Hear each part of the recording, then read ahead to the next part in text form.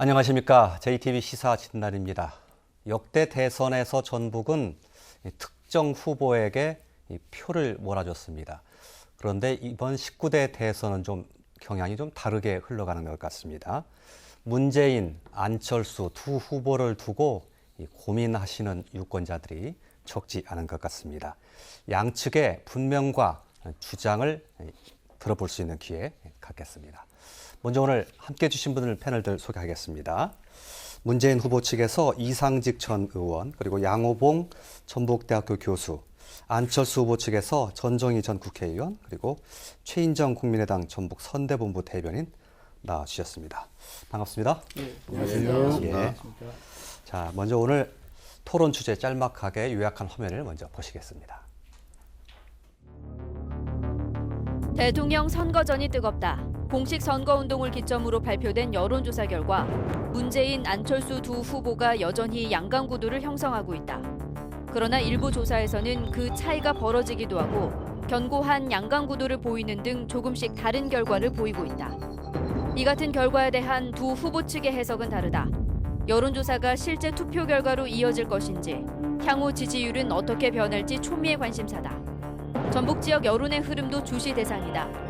두 후보 측의 공방도 가열되고 있다. 문재인 후보 측은 안정과 대세를 내세운다. 안철수 후보 측에 대해서는 미니정당과 불안한 국정이라는 점을 부각시키고 있다. 안 후보 측은 더 좋은 정권 교체를 앞세운다. 문 후보 측에는 개파 정치, 낡은 정치라며 공세를 취하고 있다. 두 후보 모두 최근 전북을 찾아 지역 발전을 약속했다. 소외와 차별 극복을 강조하는 점은 비슷하다. 전북 발전에 누가 적임인 것으로 판단할 것인지 유권자의 선택이 주목된다. 전북 표심 경쟁을 벌이고 있는 문재인, 안철수 두 후보 측의 주장을 들어본다. 예, 이야기 시작하겠습니다. 먼저 지지율에 관한 얘기를 먼저 해볼까요? 앞서 화면에서도 나왔습니다만 공식 선거운동이 있고 나서 여론조사가 있었습니다. 여러 가지 결과가 나왔던데요. 안철수 후보가 조금 여론조사에서 지지율이 주춤했다 하는 여론조사도 꽤 많았던 것으로 이렇게 알고 있습니다. 그 부분에 대한 얘기를 먼저 짚어볼까요? 안철수 후보가 주춤하는 것 아니냐, 또 그걸 심하게 얘기하면 거품이 꺼지는 것 아니냐, 이렇게 보는 시각들도 있는 것 같아서 그 부분에 대한 말씀을 먼저 들어볼까요? 전 의원께. 예. 네. 그동안 여론조사는 여론조사 방법이나 또 여론조사 기관에 따라서 10% 차이가 나는 것도 있었고, 또 박빙의 그런 지지율을 보이는 것도 있었습니다. 그리고 또 양자구도, 다자구도에서는 또 안철수 후보가 앞서는 그런 여론 지지율이 나왔었기 때문에 어떤 지지율이 옳다라고 이야기할 수는 없을 것 같습니다. 다만 그동안 문재인 후보가 대세론을 오랫동안 형성해 왔고, 그래서 어대문, 어차피 대통령은 문재인이다, 이런 말까지 나오면서 안철수 후보가 경선이 지나고 난 뒤에 이제 컨벤션 효과를 좀 봤었죠. 그러다 보니까 이제 민주당 쪽에서 네거티브가 상당히 심해졌던 걸로 기억이 납니다. 지금 답보 상태라고 말씀을 하셨는데, 지난번 1차 토론회에서 안철수 후보가 약간 좀 경직된 그런 모습을 보였던 것이 지지율에 반영됐던 것이 아닌가. 그런데 며칠 전에 있었던 2차 토론회에서는 대단히 좋은 모습을 보였기 때문에 앞으로 이제 지지율이 또 반등할 기회가 있을 거라고 생각합니다. 예, 조금 주춤한 감이 있기는 한데 다시 반등하게 될 것이다, 이렇게 전망을 해주셨습니다. 문재인 후보 측 입장 한번 들어볼까요? 그 해석에 대해서 어떻게 바라보십니까? 예, 차트를 가져오셨군요. 예, 드리겠습니다. 예. 지금 조금 전에 이제 전정희 전 의원님께서 예. 말씀하셨듯이 예. 최근 유행어가 어대문이라고 하지 않습니까? 예. 이건 문 후보 측에서 만들어낸 워딩이 아니고요. 민심의 방향이 문재인 후보다 이렇게 보고 있습니다. 실제 19일 언론사 여론조사를 보면 이 두 가지가 있습니다. 재밌는 JTBC와 데일리한 두 개가 있는데요. 예. 그 4월 2주차에는 38 비슷했어요. 예. 근데 이제 19일이 42대 31.8. 예. 그리고 데일리안 출처에도 42, 37 비슷했는데 예. 46, 31 이 예. 격차가 확연히 벌어지고 있습니다. 예. 그리고 또 CBS가 한 리얼미티가 한 여론조사에도 문이 43.8 아니 32.3 이렇게 10% 이상 벌어지면서 오차 범위를 벗어나고 있습니다. 예. 그리고 지난 9일에 KBS 연합뉴스가 코리아 리서치에서 여론조사를 했었어요. 근데 선관위에서 조사한 결과 표본 추출 수가 사실과 다르게 선관위에 등록됐다. 예. 이렇게 해서 1,500만 원 과태료를 부과를 했는데요. 예. 이런 등등이 좀 여론조사에 반영이 되었고 예. 격차가 벌어지는 계기가 되지 않나 이렇게 생각하고 있습니다. 예. 일부 그게 다라고 말씀드릴 수는 없는데 일부 여론조사에서 안철수 후보와 문재인 후보의 격차가 조금 벌어진 것은 사실인 것 같은데요. 예. 그게 이제 조금 있으면 다시 줄어들게 될 것이라는 해석을 전정 의원께서 내놓으셨는데 그에 대한 답을 좀 듣고 싶은 거거든요. 문 후보님은 4년 전에 대통령 후보로 출마하면서 예. 많은 검증 과정을 거쳤고요. 예. 근데 이제 안철수 후보께서는 그런 검증 과정이 없었기 때문에 예. 일시적으로 지지율이 올라왔지만 예. 보좌관 신부름 문제 예. 또 뭐 여러 가지 등등이 나오면서 검증 과정을 거치는 과정이 아닌가 그 예. 과정에 일부 거품이었던 부분이 좀 빠지고 있다. 예. 그리고 또 아까 전정 의원님께서 말씀하시고 서두에서도 나왔듯이 39석이에요 국민의당이. 예. 그러니까 미니 정당이라 예. 국민들이 이제 그렇게 생각하고 있기 때문에 예. 민주당은 119석이죠.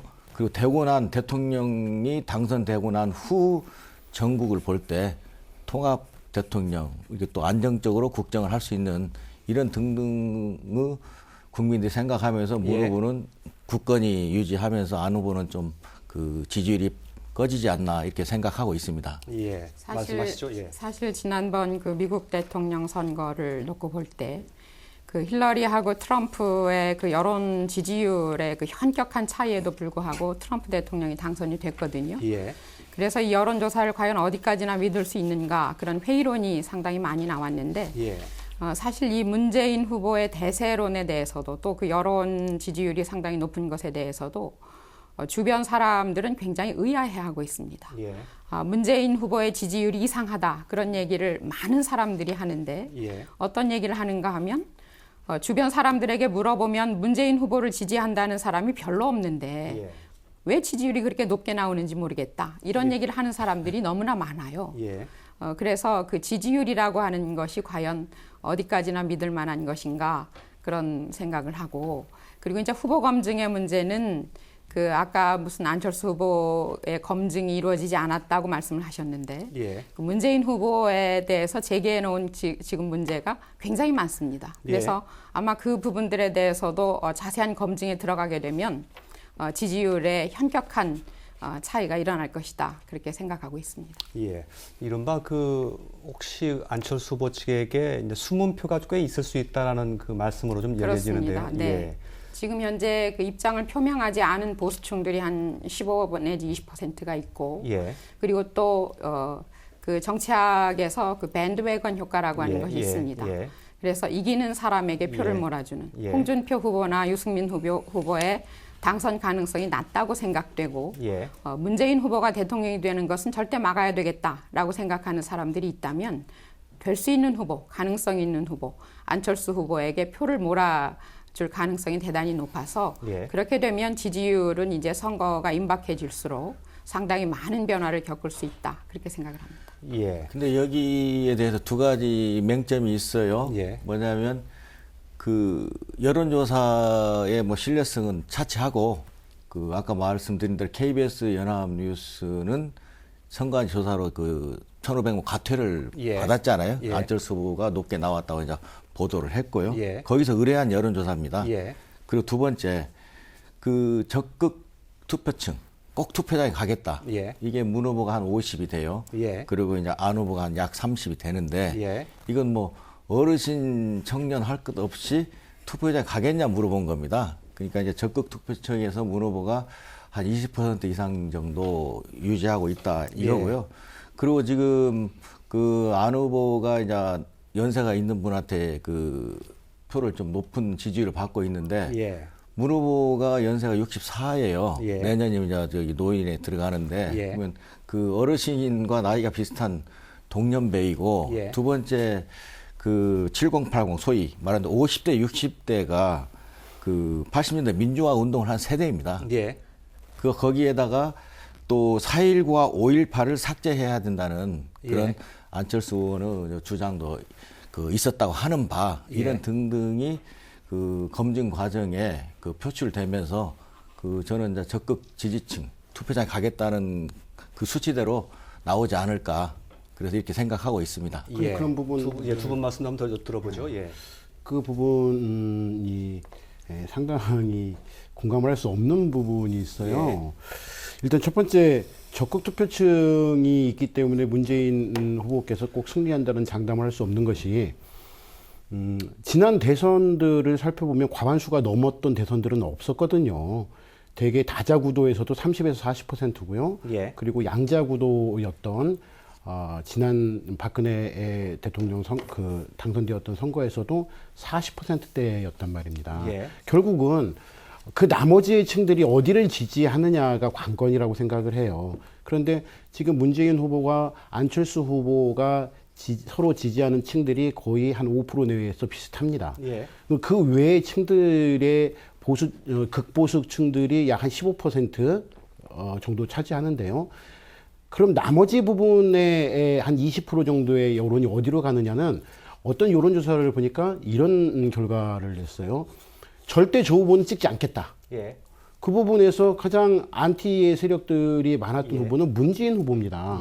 결국 나머지 표심들이 움직이는 곳은 결국 안철수 후보밖에 없다라고 생각이 들고요. 그리고 최근 여론조사에서 안철수 후보께서 조금 떨어지는 이유는 조정의 단계이기도 하겠지만은 저는 이렇게 생각을 해요. 네거티브 때문에 표심이 바뀌지는 않겠다. 우리가 촛불 전국을 지내온 우리 국민들께서는 절대로 네거티브 때문에 이 후보를 비롯해 저 후보로 바뀌는 그런 양상보다는 현명하게 정책을 가지고 얘기를 하는데 약간의 그 지지율 하락이 있을 때 어떤 연유가 있었냐면요. 바로 그 단설 유치원에 대한 공약 부분이 있었어요. 젊은 엄마 아빠들의 표심이 실제로도 확인해 보니까 떨어졌고요. 그런데 그게 오해의 소지가 많았다는 거예요.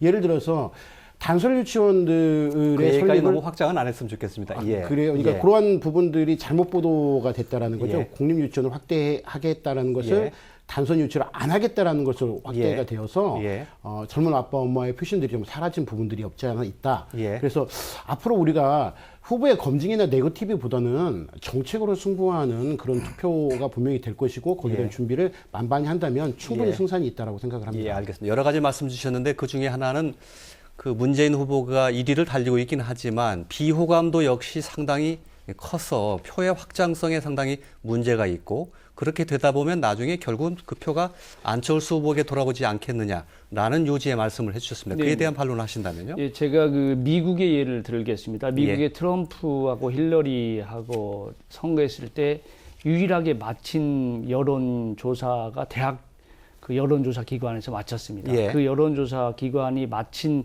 그 원인은 그 적극 투표층을 감안한 여론조사를 했기 때문에 유일하게 맞췄습니다. 그렇기 때문에 지금 적극 투표층에서 아까 그 이상직 그 전 의원께서 말씀하신 RN서치의 결과가 그 일반 여론조사는 46대 31.3으로 문재인 후보가 앞섰지만 적극 투표층은 52.2% 대 29.2%로 무려 23%가 차이 납니다. 그리고 거기에서 당선 가능성을 물을 경우에는 60대 30 정도 나옵니다. 그렇기 때문에 이건 이제 가장 과학적으로 지금 증명된 결과이기 때문에 적극 투표층을 감안하면은 그 문재인 후보 당선 가능성이 매우 높다는 것이 그 일반적인 여론조사 기관의 얘기고요. 그 다음에 또 하나 이제 제가 그 4월 13일 날 리얼미터 이택수 대표가 얘기한 그런 그 전문 기관의 대표가 얘기한 결과는 뭐냐면 우리나라 대선에서 15, 16, 17, 18대 대선에서 선거 등록일 날 여론조사에서 앞선 후보가 모두 당선되었다. 그게 그 18대는 사실 아주 박빙이었지만 2, 3% 여론 그 후보 등록일 날 2, 3% 차이밖에 안 났지만 예. 그대로 박근혜 후보가 당선됐고요. 17대는 이제 워낙 차이가 많았지만은 16대도 그 노무현 후보가 그 당시에 후보 등록 시 5%가 앞섰고 15대 김대중 대통령에서 4%가 앞섰는데 그대로 거의 그게 그 당선에 이어졌다. 이걸 보면은 결국은 지금 현재 등록 시에 17일 날 발표했던 한 10% 또는 뭐 약간 줄어든 결과가 있지만은 그 결과는 그대로 유지된다는 것이 지금까지의 여론조사 결과가 아닌가 싶습니다. 예. 그 부분에 예, 그러시죠. 한 예. 말씀 드릴게요. 예로 트럼프와 힐러리의 예를 들었어요. 네. 그때 당시 우리나라에서 마치 트럼프의 편을 들게 되면 선악의 개념이었어요. 악한 사람은 트럼프를 밀고 좋은 사람은 힐러리를 민다. 이 이념의 어떤 대립 갈등을 흑백으로 논리로 나눴다란 말이죠. 네. 그게 정보라는 거예요. 그런데 제가 생각하기에요. 민주당 119석이고 60년의 정당입니다. 네. 여론조사 역시도 표심을 나타낼 때에는 거리낌이 없어요. 네. 하지만 국민의 정당은 이제 2년이 채 안 된 정당입니다. 그리고 진보와 보수의 가운데 중도의 성향을 띠고 있고요. 그런데 현재 문재인 후보의 지지자들께서 굉장히 강하게 어필을 하거든요. 아까 그 트럼프와 힐러리를 반증하듯이. 그래서 그 앞에서 나는 국민의당이야, 난 안철수야 라는 얘기를 차마 꺼내지 못할 겁니다. 이제 스스로가 샤이, 그러니까 굉장히 부끄러움을 타게끔 만드는 예. 그런 표심층들이 굉장히 커진다라는 얘기예요. 그 표심들이 분명히 투표장에 가서 안철수 후보를 밀고 국민의당을 지지할 것이다라고 저는 확신을 하고 근데 있습니다. 거기에 지금 두 가지 간과하는 부분이 있어요. 뭐냐면 그 10년 전으로 돌아가면 이명박 그 대통령이 될 때요. 우리 이제 이적 출신 그 정 후보가 나가셨는데요. 그때 이해창 후보하고 그 당시 여당이죠. 아니 야당이죠. 거기가 70%가 나왔어요. 예? 근데 지금은 그 문재인 후보, 뭐 안철수 후보, 심상정 후보의 80%가 지금 뭐 우리 그 국정농단 세력을 그 정권 개최를 하라 하는 지지층이 80%이기 때문에 어디로 표가 가고 안 가고는 미국하고는 상황이 다른 부분이고요. 두 번째, 미국이 트럼프와 뭐 여기 힐러리 흑백의 논리로 이긴 게 아니고 저도 뭐 이스타항공을 맨주먹으로 창업한 일자리 전문가, 경제 전문가로 볼 때 트럼프는 이대로는 잘 먹고 잘 살게 해달라. 그리고 일자리 없는 그 지역과 계층을 그 집중 공략한 겁니다. 그러니까 이번에도 문 후보는 일자리 대통령이 되겠다 그냥 공약을 한 거고요. 그런데 이제 여기서 더 중요한 건 그 RN서치가 또 이런 여론조사를 했지 않습니까? 예. 그래서 19일 날 발표를 했어요.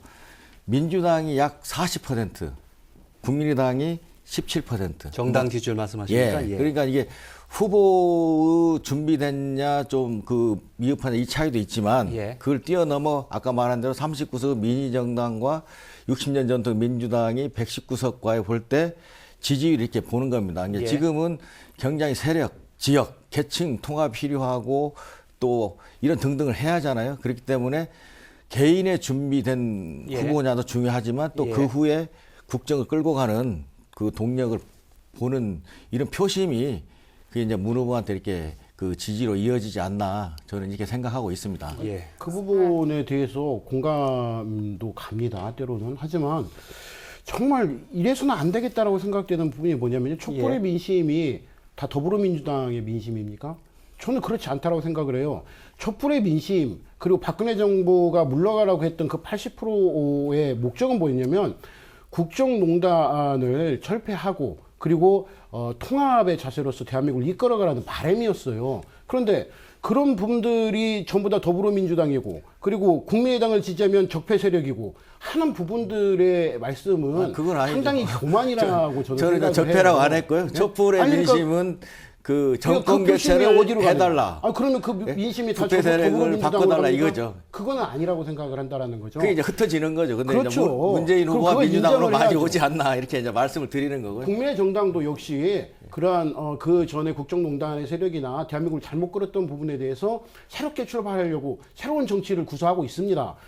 이해관계 속에 있고 그동안의 잘못들을 보아오고 그 세력 안에 있었던 사람이 바꾸기가 쉽겠습니까? 아니면 새로운 정치를 시작한 사람이 바꾸기가 쉽겠습니까? 그런 부분에 대해서 국민이 기대하고 밀어주시는 거예요. 그런데 그 모든 것이 다 더불어민주당이 아니면 안 된다라는 그러한 말씀 자체가 조금은 저는 저나 이제 양호봉 생각합니다. 교수는 그런 말 한 적이 없고요. 국민의당이든 안철수 후보는 뭐 적폐 대상이 아니죠. 촛불 민심도 그렇고. 예, 전정희 의원께 기회를 좀 드리겠습니다. 수정 발언을 하셔야 할 것 같은데. 예. 사실 아까 그 적극적 그 지지층이 문재인 후보가 훨씬 공고해서 그 지지율을 봐서 당선 가능성이 높다 그 말씀을 주셨는데 사실 아마 이번 그 선거에서는 그 역대 어느 그 선거보다 투표율이 굉장히 높을 것이다 그렇게 생각합니다. 사실 그 대통령의 탄핵과 또 촛불 집회를 겪으면서 많은 사람들이 정치에 대한 관심과 정치 참여의 의지가 굉장히 높아졌다고 생각이 되고 그런 점에서 적극적 지지층뿐만 아니라 대한민국의 정치가 이래서는 안 되겠다고 생각되는 많은 유권자들께서 아마 투표장으로 나오실 거라고 생각이 되고요.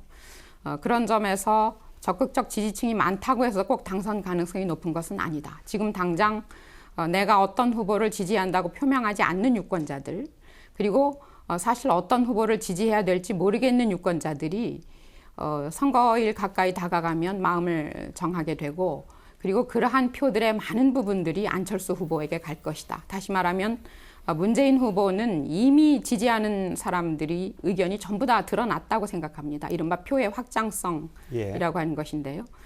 그리고 앞으로 이제 안철수 후보는 대단히 많이 확장될 가능성이 있다. 이렇게 보는 것입니다. 그리고 이제 그동안에 민주당에서 국민의당이 굉장히 의석이 적어서 어떻게 정권을 담당할 수 있겠는가 이런 비판들을 많이 하셨기 때문에 또 유권자들께서 그런 생각에 공감을 하고 또 지지를 하지 않았던 그런 부분들도 있을 수가 있어요. 그렇지만 의석수가 많다고 해서 정치를 잘합니까?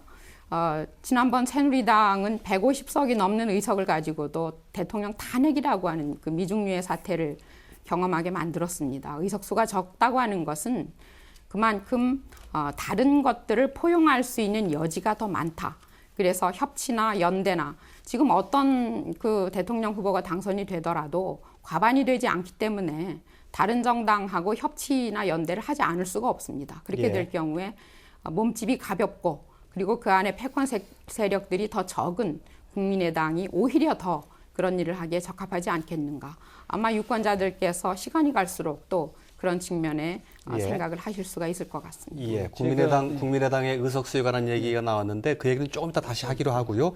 지지율에 관한 얘기 양호봉 교수님 마지막 발언을 하고 좀 정리를 하겠습니다. 제가 아까 말씀드린 것은 이제 이건 팩트지 않습니까? 15대부터 18대까지 후보 등록일 당일날에 그 앞선 후보가 당선됐다는 것은 팩트이기 때문에 그게 이제 과학적으로 예외 없는 규칙은 없는 물론입니다. 것입니다. 이제 이변이 일어나는 거겠죠. 만약에 이번에 등록일 날 문재인 후보가 앞섰는데 만약에 뭐 안철수 후보께서 당선이 된다면 이변이 일어나는 거겠죠. 이제 그렇지만 이게 여론조사라는 게 이게 과학이기 때문에 이게 굉장히 정확한 통계에 의한 거고 저는 아까 확장성 그 말씀을 하셨는데 저는 문재인 후보야말로 확장성이 가장 그 센 후보라고 제가 생각합니다. 왜냐하면은 18대 대선 결과에서 문재인 후보가 득표가 1,460만 표 이상을 얻었습니다. 그렇기 때문에 지금 역대에서 2위의 득표율입니다. 박근혜 후보가 1,569만 표를 얻었고 문재인 후보가 1,460만 5천 표 이상을 얻었기 때문에 확장성은 그 누구보다도 증명이 된 후보고 이게 이제 갈수록 그 후보에 대한 믿음과 그 당선 가능성이 높아짐으로써 이 확장성은 매우 커질 거라고 저는 예측하고 있습니다. 그 확장성에 대한 부분도요. 양강구도 짧게 해주시죠. 정리를 해야 될 것 같아요. 양강구도의 여론조사를 해보면은요, 문재인 후보보다 안철수 후보가 훨씬 높습니다. 그것이 바로 확장성을 증명하는 것이고요. 아까 우리 교수님께서 통계적인 좋은 말씀 해주셨는데요.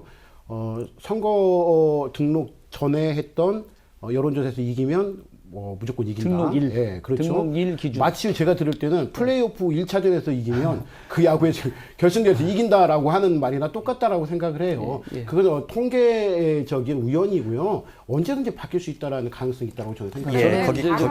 과거에 유해창 후보도 계속해서 대세를 형성했습니다. 그러나 결국에 두 번의 대통령 선거에서 패배를 했고 그리고 18대 대선에서 호남에서 문재인 후보가 압도적인 표를 얻었던 것은 지금하고는 상황이 완전히 다릅니다. 그때는 문재인 후보가 호남의 유일한 후보였어요, 민주당에.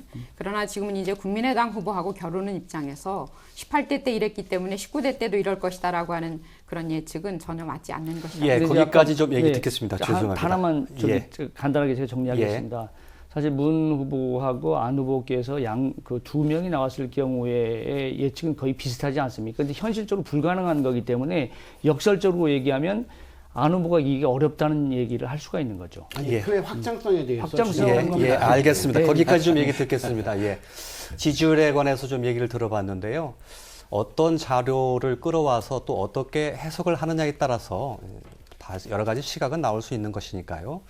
일종의 상대측에서 볼 때는 아전인수다 이렇게 볼 수도 있는 거고요. 그에 따라서 전망치도 상당히 달라질 수 있는 것 아닌가 싶습니다. 조금 전에 그 미니 정당 얘기가 나왔었는데요. 양측에서 상대편을 공격하거나 또는 자기 자신의 지지를 정당성을 내세울 때 이제 여러 가지 얘기가 나오고 있는데 그 국민의당이 좀 의석수가 적어서 나중에 국정 운영이 좀 불안정하게 될 수 있다. 이것도 지금 문재인 후보 측에서 내세우고 있는 주요 주장이기도 합니다. 그에 반해서 이 안철수 후보 측에서는 문재인 후보 측의 낡은 리더십이다. 그리고 개파 정치다. 이렇게 좀 공격을 하고 있는데요. 이 역시 유권자들께서 이 후보를 선택할 수 있는 중요한 기준이 될 수 있어서 그에 대한 얘기를 좀 해보겠습니다. 조금 전에 전정희 전 의원께서는 소수 정당이지만 지금 현재의 자유한국당, 과거의 새누리당이 그 많은 의석을 가지고 이렇게 국정농단 사건을 일으키지 않겠느냐. 따라서 소수 정당이라는 것이 다 문제가 되지는 않는 것이다. 이렇게 반박하셨거든요. 어떻게 보십니까? 제가 그 19대 국회의원을 경험한 사람으로서 말씀을 드려야 될 것 같습니다. 그 말씀이 좀 논리적으로 모순이 좀 있는 것 같아요. 그 박근혜 정부는, 박근혜 후보는 경제민주화를 하겠다 해서 대통령이 됐습니다. 그러니까 다수당이 되다 보니까 모든 법이 국회에서 대표 발의를 하면 상임위를 거쳐 통과가 돼야 되는데 과반수가 넘고 위원장들을 거의 여당, 새누리당이 그 당시 다 장악하고 있어가지고 통과를 시킬 수가 없었어요. 그 상임위에서. 그렇기 때문에 경제민주화가 안 되었다. 저는 뼈저리게 거기서 봤고요. 그러니까 이번에도 그 촛불 민심이 부패 세력을 청산하고 정권을 교체해달라는 거 아닙니까? 그리고 그런데 이제 그 일자리를 만들고 민생을 하고 잘 먹고 잘 살기를 하고 행복해 해달라는 거 아니에요? 열심히 일한 만큼. 그렇게 하려면 국회에서의 협조가 굉장히 중요합니다. 각 상임위별로. 그 민생 일자리 정책에 대해서 법으로 통과해주고 또 개정도 하고 제정도 해야 되는데 이제 이런 부분에서 그 39대 119는 굉장히 큰 차이가 있다. 그리고 또 조금 전에 말씀드렸듯이 안철수 후보와 국민의당이 적폐 세력은 아니죠. 그런데 민주당은 선명성을 가지고 가고 있고 60년 전통 야당으로서 이제 국민의당이 39석이고 또 국정을 안정하겠다 이렇게 취지해서 또 부적절한 선거 연대를 할 가능성이 있어요. 바른정당과 자유한국당 이런 등등 막 러브콜을 하고 있는데 국민들이 그렇게 되면 정권 교체를 해달라는 게 촛불 민심인데 1650만 명인데 이게 정권 연장과 그렇게 비춰지고 또 적폐 세력을 청산을 못 합니다. 예를 들면 연대를 하면 그냥 이런 부분이 그 아직 깔끔하지 않기 때문에 그 불안하고 이런 것들이 이제 지지율 하락으로 이어지는 그런 요인이죠. 그리고 민주당은 지지율이 상승하는 요인이 되는 거고요. 반론하시겠습니까? 네, 제가 말씀을 좀 드리겠습니다. 그동안 지난번 19대 국회에서 그렇게 그 새누리당이 과반이 넘는 의석을 가지고 정치를 잘하지 못한 것은 그게 거대 양당 체제였기 때문에 그렇습니다. 그런데 지금은 이제 양당 체제가 아니고 다당 체제로 들어왔거든요. 그래서 지금 현재는 어떠한 정당도 과반 이상의 의석을 가지고 있지 않습니다. 그래서 아까도 말씀드렸던 것처럼 어떤 후보가 당선이 되더라도 협치, 연대를 하지 않을 수가 없는 그런 구도로 이미 들어왔고요. 그리고 아까도 말씀드린 것처럼 39석이라고 하는 의석은 다른 의견들을 받아들일 수 있는 그런 여지, 그만큼 넓어졌다고 하는 것이죠. 그래서 더 좋은 정치를 할 수 있는 그런 가능성이 높다, 이렇게 말씀을 드릴 수가 있고, 아까 그 선거 연대 말씀을 하셨는데 이 부분은 이제 그 민주당에서 국민의당을 흠집내기 위해서 계속 이제 하시는 말씀입니다. 그런데 지난번 경선이 끝나고 난 뒤에 안철수 후보가 그 후보 수락연설을 하면서 어떤 얘기를 했는가 하면 정치인의 그 공학적인 연대는 하지 않겠다. 그렇게 말씀을 하셨고 또 탄핵 반대 세력과는 연대를 하지 않겠다. 그리고 특정한 후보를 반대하기 위한 연대는 하지 않겠다. 그리고 국민에 의한 연대만이 승리의 길이다. 이런 얘기를 했습니다.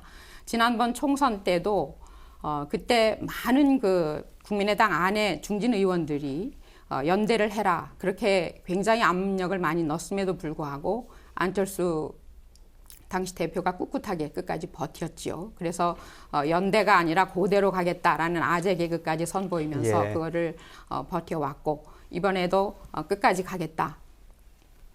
굳건합니다. 선거연대 없다는 말씀이시고요. 아니, 이제 거기에 대해 두 가지를 정리를 해야 될 것 같아요. 반반 맞는 것 같아요. 보니까는 그 안 후보가 낸 정책 중에 좋은 건 당연히 연대를 해가지고 문재인 후보가 대통령이 됐다. 그러면 안 후보가 냈던 정책 중에 좋은 건 받아들이고 또 국민의당이 낸 건 받아들여야죠. 그게 협치고. 근데 아까 맨 서두에 말씀하신 부분이 39석이니까는 다른 당의 의견을 많이 받아들일 룸이 여지가 많다. 이건 그 나눠먹기식입니다. 그러니까 그건 이 중심을 경제 민주화, 일자리, 민생에 대한 중심을 가지고 가고 다른 당의 좋은 정책을 일부 수용하고 협치를 해야 되는데 너무 적으면 위원장도 적잖아요. 그러면 다 받아들이다 보면 이게 죽도 밥도 안 되고 나눠먹기식이 되니까 이게 혁신이나 계획, 경제 민주화를 할 수가 없습니다. 그래도 국회의원은 그 법안 심사를 할 때 너무 그런 부분을 뼈저리게 느꼈기 때문에 그 다시 한번 알겠습니다. 제가 짤막하게 확인만 해보면요. 그 전재 의원께서 그 선거연대를 자꾸 거론하는 것이 좀 문제가 있다고 지적을 하셔서 현재로 봐서는 그 선거연대가 이루어질 가능성이 이렇게 많지 않은 건가 사실 아닙니까? 그거 후보들의 발언을 볼 때? 그 문재인 후보는 확실히 연대를 안 하는 건 맞고요. 아니 문재인 후보가 아니라 안철수 후보나 다른 후보가요. 안철수 문재인 후보 외에. 제가 볼 때는 후보 세 분들은 그 연대할 그 색깔이 또 다르고 정체성도 다르기 때문에 안 할 것으로 봅니다. 그러면 아까 선거연대 말씀은 조금 다른 뜻으로 하신 겁니까? 그 당에서 정체성보다는 또 뭐 선거 공학적으로 그 후보를 흔들면서 이렇게 연대하려는 그런 유혹은 많이 있겠죠. 그 부분은 제가 뭐 그쪽 당이 아니기 때문에. 한 가지 더 확인해 보겠습니다. 그 어느 당이 그 후보가 당선이 되더라도 다른 당하고 협치를 해야 된다는 지금 주장이시거든요. 그건 공감합니다. 그런 부분에서는 국민의당 후보인 안철수 후보가 되나 더불어민주당의 후보인 문재인 후보가 되나 같은 것 아니냐 이렇게 주장하시는 것에 대해서 답을 좀 주시면 어떨까요? 그 이제 문재인 후보는 청년 일자리위원회, 일자리를 제일 일성으로 말씀을 하셨잖아요. 그러니까 이제 어느 부분을 가장 중요하게 생각하는 건 굉장히 중요한 것 같고요. 그러니까 지금 이제 청년들, 어르신 일자리, 경제 민주화, 민생 열심히 한 사람들 그 을의 눈물을 닦아주는 게 가장 중요한 그 경제 민주화 그 국면이기 때문에 그 후보의 정체성과 당의 정체성이 중요하다. 이런 면에서는 좀 차이가 있는 것 같습니다. 그 국민의당과 민주당 또 문재인 후보와 안철수 후보 간의 차이는 분명히 있기 때문에 그 부분은 이제 여론으로 반영이 되는 거고요. 또 여기서 한 가지 더 나가면 전북에 대해서 어떤 철학과 비전을 갖고 있냐. 여기에 또 굉장히 중요하기 때문에 저도 그 부분에서 굉장히 온도 차이가 크다. 알겠습니다. 이 두 가지를 말씀드리겠습니다. 제가 한 가지 더 여쭤보겠습니다. 전재 의원께도 좀 여쭤보면요.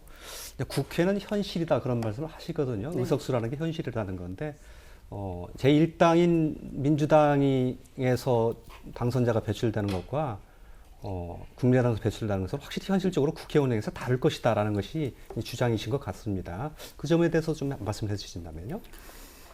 그런데 이제 그 민주당이 내놓는 정책하고 국민의당이 내놓는 정책 중에서 어떠한 정책이 다른 그 정당의 또는 다른 의원들의 동의를 얻어낼 수 있는가가 굉장히 중요한 것이지요. 예. 그런 부분에 있어서 국민의당이 내놓는 정책이 다른 정당들하고 연대를 하기에 훨씬 수월할 것이다. 그렇게 생각을 하는 것입니다. 예.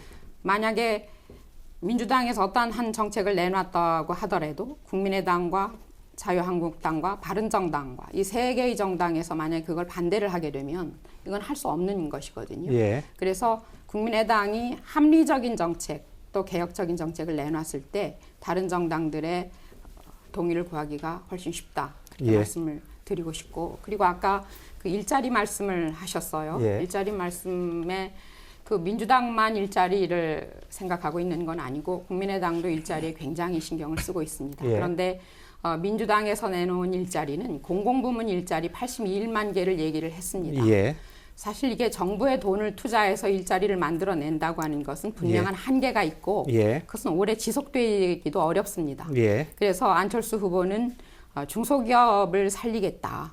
중소기업 정책을 펴서 그동안의 대기업의 하청업체로 전락한 예. 중소기업이 독립해서 나갈 수 있도록 중소기업에 그 취업하는 젊은이들에게 일정 부분의 그 비용을 지불을 하겠다. 예. 이런 그 일자리를 내놓고 있습니다. 예. 예. 알겠습니다. 저도 국민의 예. 입장에서 한번 제가 말씀을 예. 드려보겠습니다.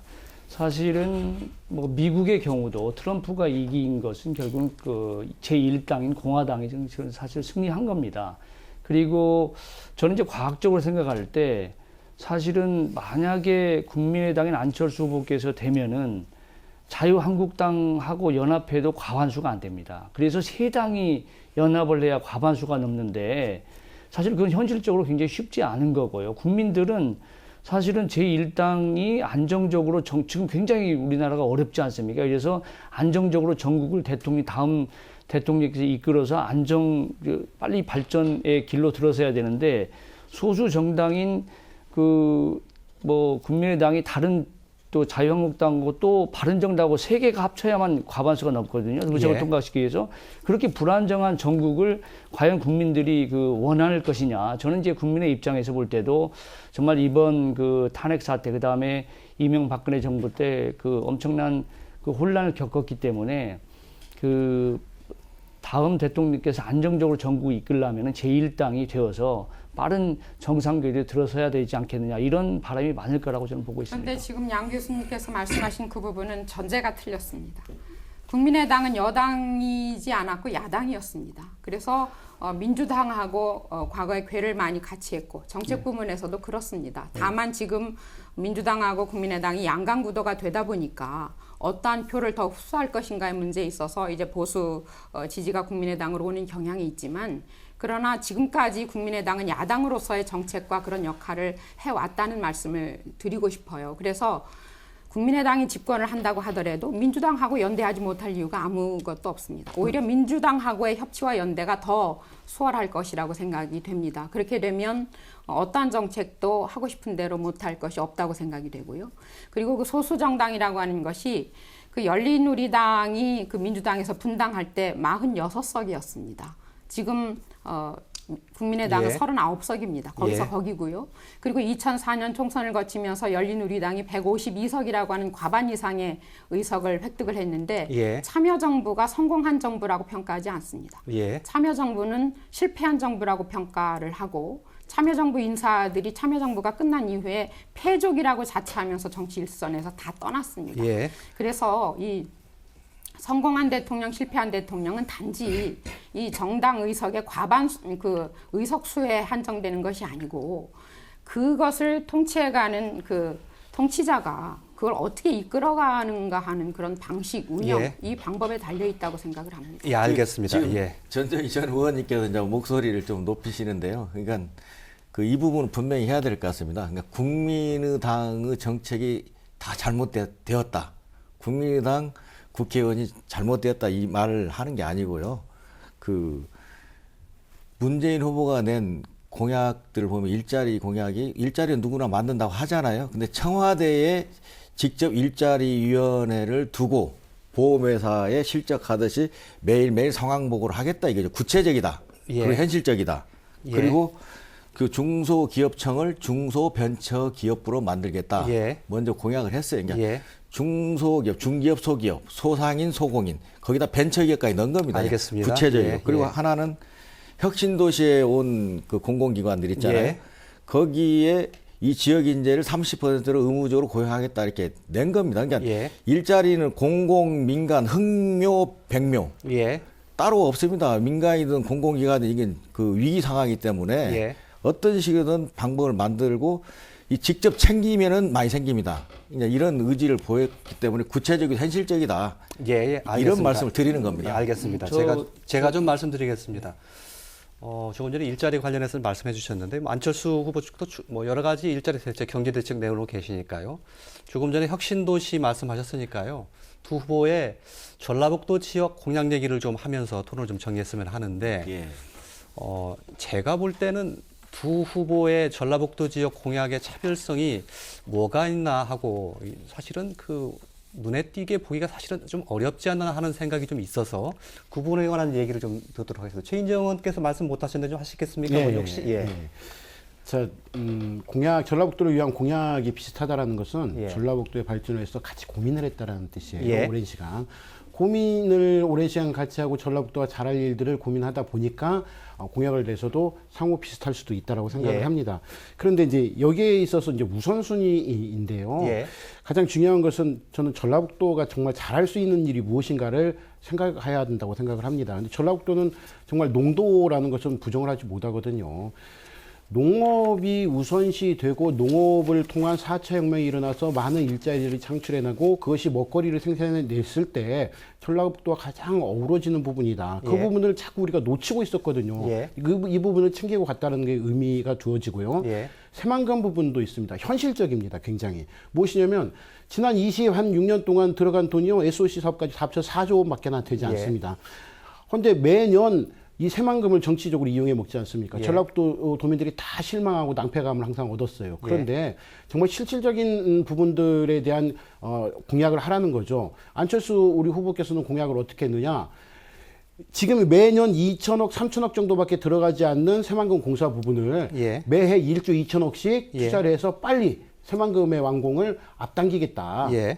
라는 겁니다. 예. 그리고 그 안에 새만금 신산업에 대한 R&D 기지로 성장시킬 수 있도록 키트를 만들겠다라는 예. 거죠.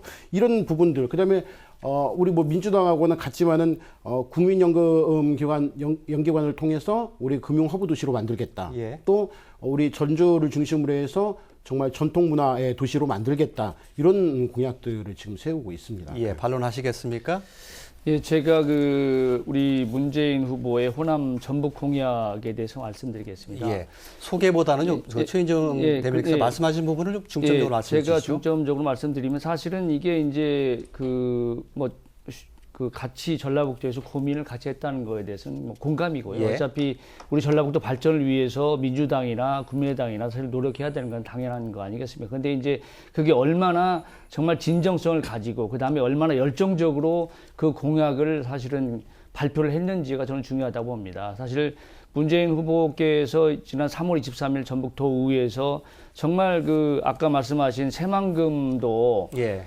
청와대에 새만금 전담부서를 설치해서 대통령이 직접 챙기겠다. 예. 이건 정말 어느 역대 없었던 열정적인 새만금 발전적이고요. 예. 그다음에 이제 그것도 공공주도 매립을 해서 빠른 시간 내에 하고 예. SOC 모든 걸 구축을 하는데 지역업체 참여까지 분명한 후보의 말씀을 하셨고요. 예. 그다음에 이제 아까 연기금 농생명 금융거점도 여기에 계시는 이상직 전 의원께서 지난 선거 때 문재인 후보 시절에 예. 이걸 건의를 해서 대통령 공약으로 채택을 하고 떨어졌습니다마는 이 약속을 지켰습니다. 그래서 문재인 후보께서는 공약을 한 것은 반드시 지키겠다. 그런 일념을 가지시고 이제 탄소 산업이나 그다음에 농생명 클러스터 구축도 분명히 약속을 했고요. 국가식품 클러스터 2단계 사업이나 그다음에 이제 특히 군산 조선소 정상화도 선박 펀드를 직접 만들어서 정말 예. 정상화 반드시 시키겠다 그런 예. 의지의 말씀도 하셨고 특히 이제 그 지리산권 친환경 전기 열차 사업도 알겠습니다. 여기에 계신 예. 그 이상직 의원이 후보님을 설득을 해서 예. 이건 좀 우리 그 동부 지역에 소외된 그 관광 그 자원을 획기적으로 발전시키는 예. 안을 예. 정말 그 심혈을 기울인 그 공약을 했기 때문에 예. 이건 뭐 어느 후보보다도 전북에 대한 발전의 그 의지는 확고하다 이렇게 알겠습니다. 말씀드립니다. 예. 반론 하나만. 예, 그러시죠. 짧게 예. 하셔야겠습니다. 예. 민주당이 그간 한 60년 동안 걸어왔던 공약들이 있습니다. 네. 예.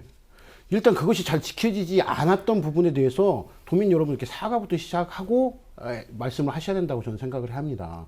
그동안 기대 그렸던 민주당의 공약들 다 어디로 갔습니까? 아까 새만금 얘기했죠. 지역업체 참여 아직도 안 되고 있습니다. 왜? 법이 개정이 안 돼 있었고요. 그리고 터키 발주의 양식부터 바뀌어야 되는데 그런 걸 바꾸지 못하고 있어요. 120석이나 되는 민주당의 의원님들 뭐 하셨습니까 이제까지? 그래서 그런 부분들에 대해서 도민들에게 안타까운 마음들을 전해야 된다고 생각합니다. 선박펀드 지금 만들어지고 있습니다. 2조 6천억 만들어졌는데요. 얼마 전에 1조 원 대외양조선으로 다 쏟아부었습니다. 120석이나 가진 민주당 의석들 뭐 하고 있었습니까? 군사는 죽어가는데 앞으로 잘하겠다라는 것이 지금 이 자리에서 통용이 안 될 만큼 전라북도의 민심이 흉흉하고 아주 절박하다라는 것을 꼭 말씀드리고 싶고요. 우리 안철수 후보께서 퍼스트 전북 딱의 슬로건으로 걸었습니다. 예? 전북부터 챙기겠다. 더 이상의 말이 필요가 없다라는 거죠. 우리 국민의당에 꼭 기대를 한번 걸어주시죠. 예, 알겠습니다. 예, 이상지 의원께 발언 기억이 드리는데요. 제가 조금 정리를 해서 말씀드리면 두 후보의 공약이 상당히 비슷한 점이 많다는 점은 두 분께서도 동의하셨고요. 네, 그래서 드리는 말씀인데 탄소, 새만금, 또 뭐 금융 거점 육성, 농생명 거의 어떻게 보면 비슷합니다. 예를 들면 문 후보의 경우에 안철수 후보와 전라북도 지역 공약에 대해서 이것만은 차별성이 있다라고 내세우고 싶은 게 있습니까? 제가 그 경선 때 문재인 후보 전라북 총괄 선대의 위원장이었어요. 예, 국민연금 그 말씀 혹시 하십니까? 아니, 예. 4년 전에 예. 문재인 후보가 대통령 후보 때 기금운용법을 가져와야 한다 예. 건의했고 예. 문 후보가 공약이 넣었죠. 예, 그렇습니다. 예. 근데 대통령이 안 되었어도 약속을 지켰다 이제 예, 이 말씀이고요. 예. 제가 예. 말씀드리는 건 이번에 예. 이번 경선 과정에 총괄 선대위원장을 하면서 예. 문재인 후보가 차석에서 많은 이야기를 하면서 그 같이 논의를 많이 했습니다. 이게 공약이 똑같아 보이지만 실은 굉장히 구체적 현실적인 문제에서는 굉장히 크다. 예. 그 말씀을 드리고요. 예. 그 당시에 문재인 대표가 이번 그 후보 되고 유세 왔을 때나 그 공약 발표할 때 그러니까 이번에 왔을 때도 2,767번을 그 말을 하면서 예? 그 중에 그 전북이 20번이 나와요. 예. 안철수 후보는 918번 예. 하면서 국민만 나와요. 예. 뭐 전북은 좀 나왔겠죠. 그러니까 예. 이게 알고 말하는 거하고 뭐 이렇게 하는 건 다르다. 예. 네? 그런 면에서 제가 이제 공약을 7가지를 한 그 과정을 예. 설명을 2가지만 말씀 대표적으로 예. 드리면 예. 역대 새만금이 안 된 거에 대해서는 그 역대 모든 정부가 예. 반성해야죠. 예. 노태우 대통령 때부터 30년 동안 안 한 거 예. 아닙니까? 뭐 김대중 정부 때도 이제 안 한 부분이고요. 근데 역대는 청와대에 새만금 전담 부서가 없었어요. 예. 총리실이나 지금은 뭐 국토교통부 새만금 개발청인데 이번에 그냥 전담 부서를 두어서 국제공항이든 또 새만금 매립을 공공개발 그리고 지역업체를 기재부 고시나 이런 등등에서 참여시키겠다 말씀을 한 겁니다. 제가 예. 그 말씀을 했고요. 군산 조선소 문제도 120석 가지고도 안 되는데 그 39석까지 어떻게 합니까? 예를 들면 새누리당이 안 한 거죠. 근데 예. 지금은 이제 전시 상황이고 대선 국면이니까 되고 나면 예. 그 새만금 전담 부서에서 예. 그 일을 할 수 있게끔 예. 그리고 선박펀드에서나 또 일감 나누기 예. 이런 등등을 해서 이제 하겠다는 말씀을 드렸고요. 예. 이제 두 번째 기금운용본부를 본인이 공약에 넣고 가져왔잖아요. 예. 시즌 2로 예. 금융중심지를 지정하겠다. 예. 농생명, 연기금. 예. 그게 서울이 국제금융, 부산이 알겠습니다. 해양선박이 했다. 이걸 금융중심지는 굉장히 중요한 의미고요. 예. 그러면 예산이 막 나오니까요. 예. 그걸 했고 거기서 또 한 가지 중요한 부분이 있는데 정리를 좀 하셔야겠습니다. 예, 예. 마지막으로 한 가지 예. 말씀드려요. 동부 산업권이 새만금 때문에 블랙홀이 되어서 굉장히 소외를 받고 있습니다. 예. 그래서 지리산, 그러니까 스위스 융플라워 가본 분들이 많을 텐데요.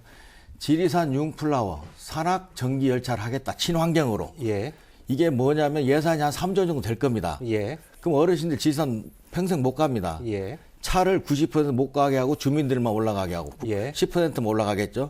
이 친환경 전기열차로 지리산을 친환경으로 하면 전라북도뿐만 아니라 대한민국에서 글로벌 랜드마크가 되게 하겠다. 예. 그래서 전라북도 원하는 토탈 관광의 중심지가 되겠다. 예. 이렇게 이제 그 남원에서 지금 시범 구간을 하고 알겠습니다. 있는데요. 예. 이건 굉장히 중요하고 의미가 있는 예산이고 아는데 알고 이렇게 말했고요. 예. 끝으로 이번에 그 엊그제 와서 말씀하신 게 전북 출신 장관을 임명하겠다 이렇게 했어요. 예. 박근혜 정부는 빵입니다. 빵. 예. 그 호남이. 알겠습니다. 근데 예. 이 분명히 장관을 임명하겠다. 예. 전북을 독자 권역화하겠다. 예. 전북에 대해서 구체적으로 이렇게 말씀을 하셨어요. 알겠습니다. 그게 차별점이라고 예, 봅니다. 알겠습니다. 제가 양호봉 교수님도 차트로 말씀하셨고 또 이상직 의원께서도 문재인 후보의 공약에 대해서 상세하게 설명하신 것 같습니다. 요약하면 과거의 예로 봤을 때 문재인 후보의 공약이 실천 가능성이 높고 몇 가지 사례를 드시면서 구체성이 있다 이렇게 말씀하신 거고요. 거기에 대해서 전정희 의원께 반론의 기회를 드리는데 전정희 의원의 발언을 마지막으로 토론을 좀 정리를 한다는 말씀을 미리 사전에 드리겠습니다. 예. 네, 아까 최인정 의원께서 그 안철수 후보가 그 퍼스트 전북을 말씀하셨다고 했는데 예. 안철수 후보는 19대 대선 출정식을 전주에서 가장 먼저 했습니다. 예. 그만큼 전라북도 또 전주를 중요하게 생각하고 있다는 것을 나타내 주는 것이고요. 그리고 어떤 한 지역의 발전을 이야기할 때 우리는 예산과 인사를 이야기합니다. 예. 그래서 새만금에 대해서는 아마 어떤 후보도 그걸 무관심하기는 어려울 것입니다. 그래서 새만금을 개발하겠다라는 얘기를 할 수 있을 텐데 다만 그 새만금을 어떻게 개발할 것인가에 대한 어떤 아이디어, 비전이 있는가의 문제입니다. 예. 개발을 하더라도 무조건 개발을 하면 안 되지요. 그런데 국민의당에서 또 안철수 후보는 4차 산업혁명의 미래 전략기지로 삼겠다. 그렇게 예. 얘기를 했습니다. 그래서 새만금이라고 하는 것이 과거의 아날로그 시대의 그러한 개발이 아니고 예. 4차 산업혁명을 이끌어갈 수 있는 선도적인 역할을 할 수 있는 지역으로 만들겠다. 그렇게 얘기를 했고요. 또 하나는 인사 문제입니다. 이것은 과거를 보면 미래를 알 수 있다 이렇게 얘기할 수 있는데 지금 그 문재인 후보가 호남에서 그동안 굉장히 지지율이 낮았고 힘들었던 것은 참여정부 시절에 문재인 후보가 비서실장으로 있었던 또 민정수석으로 있었던 그 시절에 호남 인사들에 대한 차별이 너무 심했다. 예. 이것이 굉장히 중요한 이유가 되는 것이거든요. 예. 그래서 김대중 대통령 시절에 35개의 정부 중요 요직 중에 17개가 호남 출신 고교생들이었다고 하면 참여정부에 들어와서는 35개의 정부 주요 요직 중에 6개만이 호남 출신 고교 출신들이 차지를 했습니다. 예. 그리고 민주당에서 열린 우리당을 또 분당을 시켰고요. 예. 그리고 노무현 대통령을 93% 압도적인 지지로 당선시켜 주었을 때 노무현 대통령이 내가 좋아서 찍은 것이 아니라 이회창이 미워서 이회창을 안 찍으려고 나를 찍었다 이런 말씀을 하신 적이 있었고 또 얼마 전에 오거돈 전 해양수산부 장관이 문재인 후보가 되면은 부산 대통령이다 이런 얘기를 한 적이 있습니다. 예. 이런 것들을 보면서 호남 사람들이 과연 문재인 대통령이 됐을 때 호남에 대해서 지금은 대통령이 되기 전이니까 어떤 얘기든지 할 수 있지만 예. 대통령이 되고 나면 또 어떻게 달라질 것인가. 왜냐하면 지난번에 총선에서 만약에 민주당을 지지하지 않으면 정계 은퇴하겠다라고 예. 했는데 정계 은퇴를 안 하고 지금 대통령 후보가 된 것이거든요. 그래서 과연 어떻게 믿을 수 있는가라는 이런 의구심을 예. 우리가 아니, 가지고 근데 있다고 예. 봅니다. 알겠습니다. 잘못된 게 반론을 해야 예, 돼요. 이상직 의원님 시간이 다 돼서요. 반론할 기회는 혹시 다음에 나오시면 그때 아니야, 이건 듣도록 굉장히 하겠습니다. 중요한 부분이에요. 자, 이거 수정 발언을 해야 돼요. 왜냐면요. 예. 저기 20초 드리겠습니다. 후보 인사차별을 했다고 20초 했는데요. 넘으면 끊겠습니다. 예. 김영삼 정부는 17, 김대중 28, 노무현 정부 때 28%예요. 이명박 10이고 박근혜 예. 빵이고 예. 호남을 차별화한 게 아니고 예, 알겠습니다. 또 특히 김대중 정부는 전남 광주했지만 노무현 정부는 전북이 많았다. 그래서 예. 이번에 전북 출신 장관을 임명하겠다. 예. 이렇게 이제 구체적인 알겠습니다. 수치가 있습니다. 예, 그러니까 알겠습니다. 이 수치가 있는 걸 예. 보도하면 시청자가 그 퍼센테이지를 뭘 기준으로 해서 했는가에 다르죠. 장차관. 예, 저는 그러니까 차관 제가 조사한 자료는요 9.2에서 이거 9.3%입니다. 신문에 나온 거예요. 알겠습니다. 그러니까 예. 제가 알겠습니다. 이상직 의원, 예, 거기까지 하겠습니다. 여기서 사실 확인이 좀 불가능한 부분이 있어서요. 기준이 조금 다르게 말씀하신다는 부분만 말씀하시고 전라북도에 관한 공약 두 분께서 충분히 설명해 주셨는데 늘 드리는 말씀이지만 어떤 게 더 설득력이 있었는지 시청자 여러분들 또 우리 유권자 여러분들의 판단에 맡길 수밖에 없는 것 같습니다. 토론을 좀 정리를 해야 될 것 같습니다. 양강구도 치열하고요. 또 앞서 말씀드린 것처럼 문재인, 안철수 두 후보를 놓고 고민하시는 분도 있을 텐데 충분히 고민하시고 또 선택하는 데 도움이 될 수 있는 기회 더 자주 마련하도록 노력하겠습니다. 오늘 순서는 여기서 모두 접겠습니다. 고맙습니다.